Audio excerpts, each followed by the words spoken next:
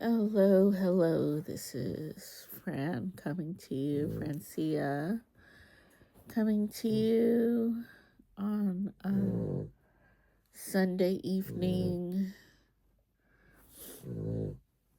dealing with a little cold, but managing well. I've just gotten back from Thailand, and I had a wonderful 5 week sabbatical where I rested and wrote and painted and toured Thailand, Chiang Mai region, the Chiang Mai province.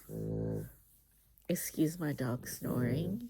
He is a little dog with a small snout, so he snores. Um,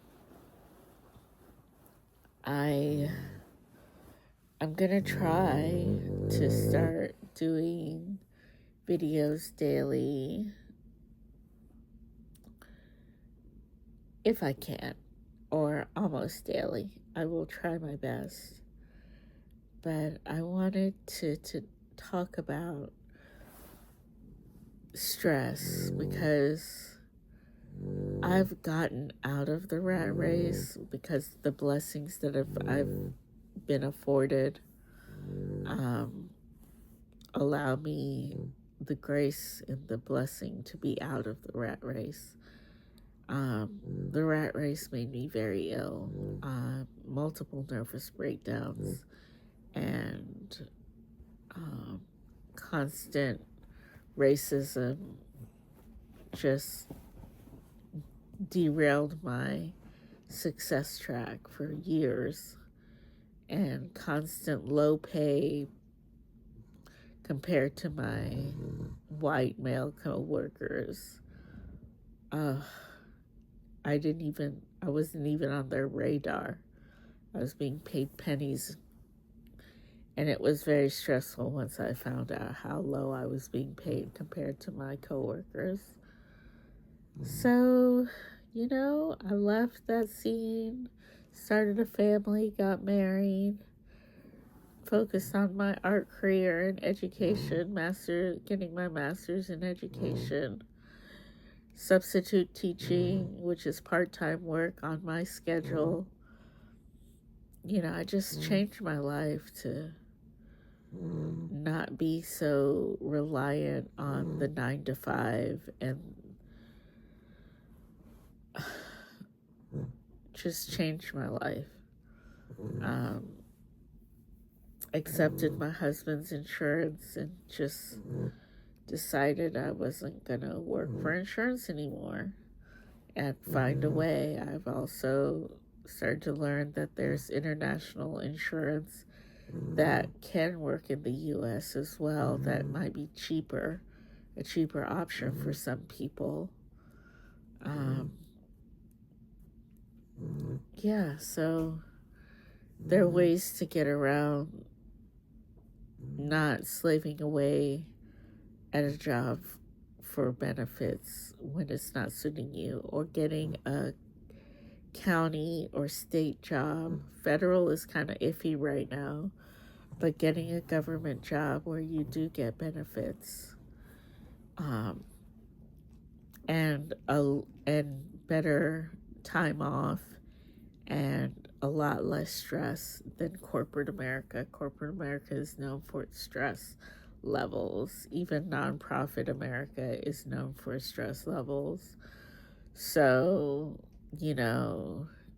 chilling out in government work, even though it is challenging, is sometimes way better because there's job security and there is a foundation built that is lasting. I just feel so awful that I see friends, family struggling with working so many hours and just looking forward to their retirement before they do anything in life. And I just don't feel like that's the way to live. Even if it's taking a pay cut and doing part-time work, or retiring early, or maybe selling some assets so you can live off of, have that pay health insurance. Or there's, there are just a million ways to try to finagle the system into your favor, but it is hard, particularly in this administration. It's getting more and more difficult to survive as people lose their benefits. But it's not just here in Jamaica as well, because of the storm. I'm encouraging my nephew to plant crops, and I'm helping him get crops, seedlings, suckers, to start his garden farm, so he can sell produce because his business was blown away. The rooftop was blown off his building. He used to repair cell phones and computers and things like that. And so until electricity is back, and until there's some semblance of normalcy in his neck of the wood — he's in West Jamaica — he has to find a way to eat and survive, and that is by growing your own crops. And that's what I tell people here in America as SNAP benefits roll back, is to grow your own crops. It's absolutely mandatory to feed yourselves with what you have, and to work with the food banks, and not be ashamed that you have to go to the food banks for your meats and your produce or whatever you need from the food banks.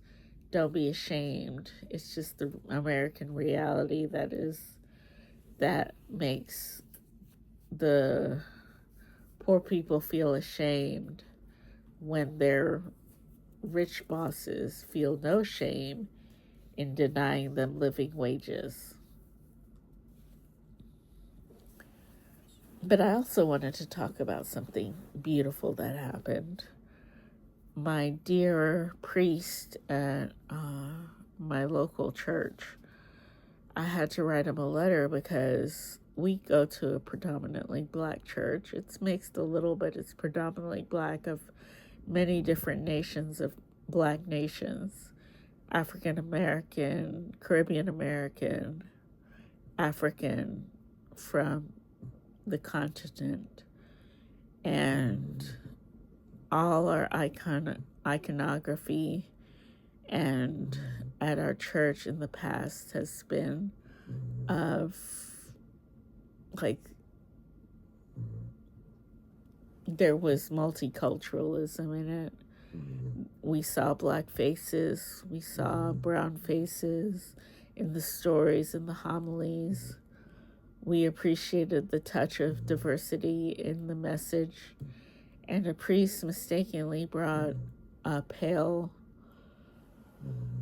porcelain white Madonna to the front, massive too, to the front of our church. And I had to write him a letter and just saying, no offense, she's beautiful, but she doesn't represent our church.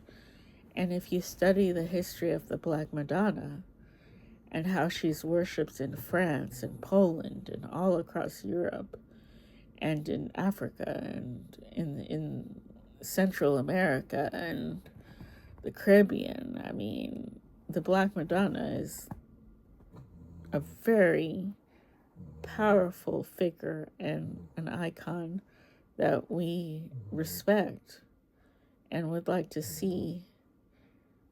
And it's not that we just worship her over Christ, as some people believe, but she is a significant. Her motherhood of the Christ figure is a sainthood.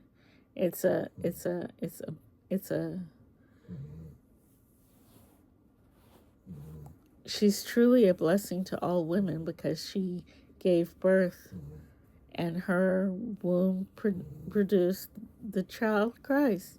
So we honor her for her motherly role in raising a very strong man who would change the world. So Mother Mary deserves her props, and the Black Madonna deserves it. She's the first Madonna, and that's the one that comes out of Africa. And that is the first signs of religion becoming a part of humanity. So honoring the Black Madonna is extremely important, particularly in a Black church. And the priest agreed, and he has changed the iconography of the church, and we are so grateful for him listening to his parishioners. So I'm going to go to the Feast of the Immaculate Conception tomorrow morning and pay homage and give thanks and let him know I appreciate what he's done. I'm so grateful. You know, I might be Buddhist, but I'm also still a Catholic. I'm interfaith, and that's something I stand by. I have 3 definitive sources of spirituality, which is African wisdom, Catholicism, and Buddhism. And I'm quite content with that. And, you know, it's just like,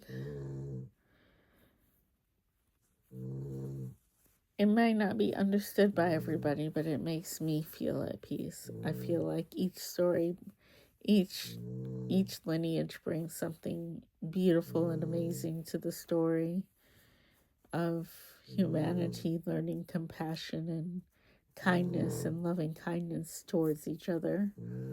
Each spiritual guidance can lead us to a better, peaceful world if we just listen and keep the politics out of it. But yeah, the trip to Thailand was amazing. I saw so much. For 5 weeks, I toured across Chiang Mai. I stayed with the Buddhist monks, and didn't last long, but I did stay with them and meditate with them and eat breakfast with them and take many pictures of their beautiful compound, their meditation center. And the elephant sanctuary was amazing. The cooking class I took, learning to cook Thai soups and main dishes.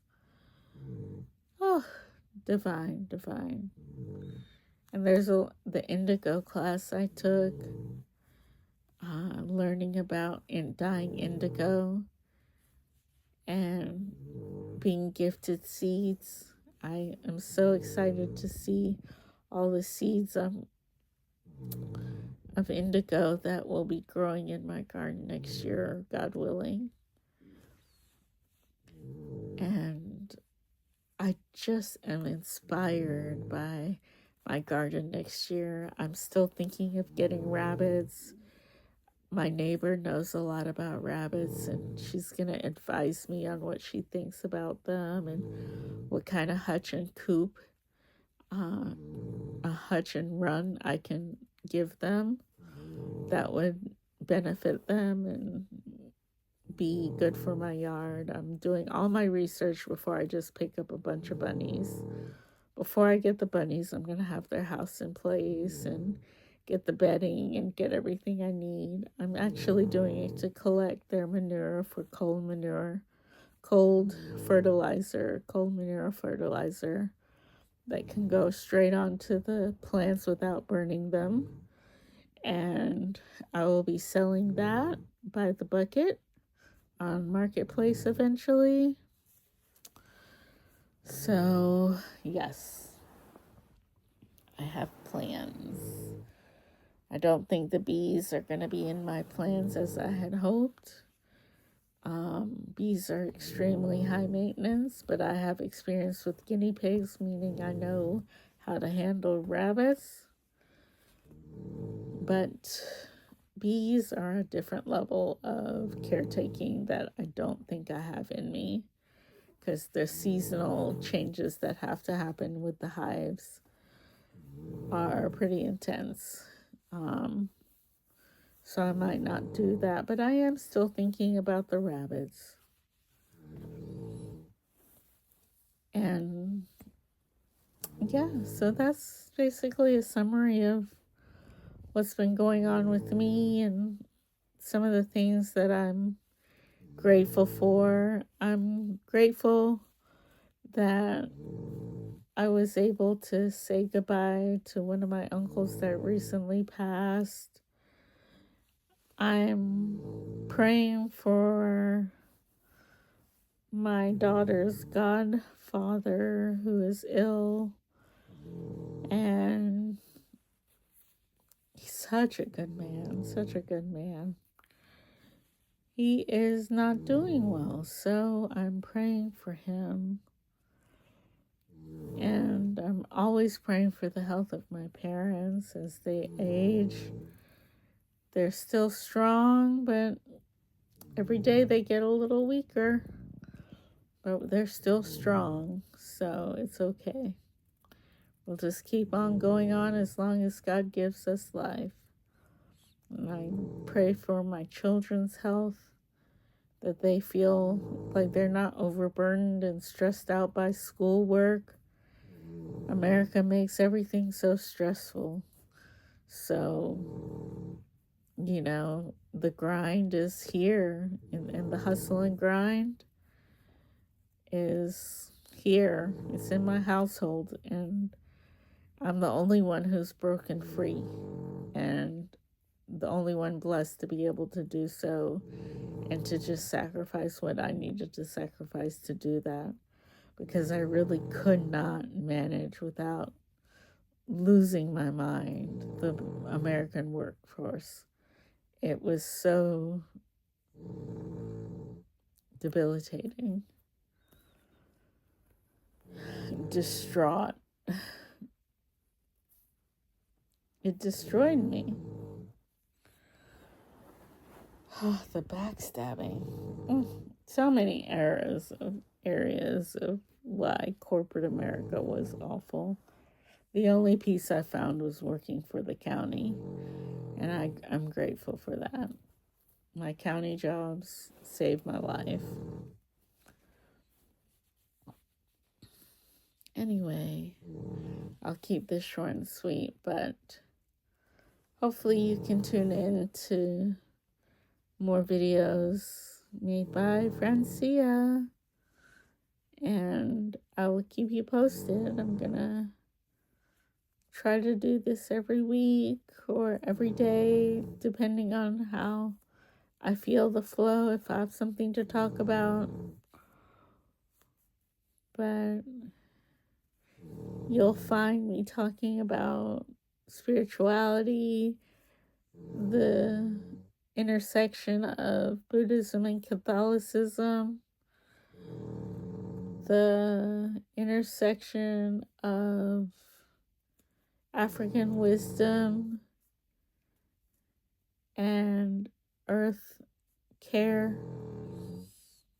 caring for our earth. So those are the things that I'm passionate about and can talk about forever. So I'd like to talk about that more regularly. So thank you for tuning in, and like and subscribe if you're interested in learning more. Thanks.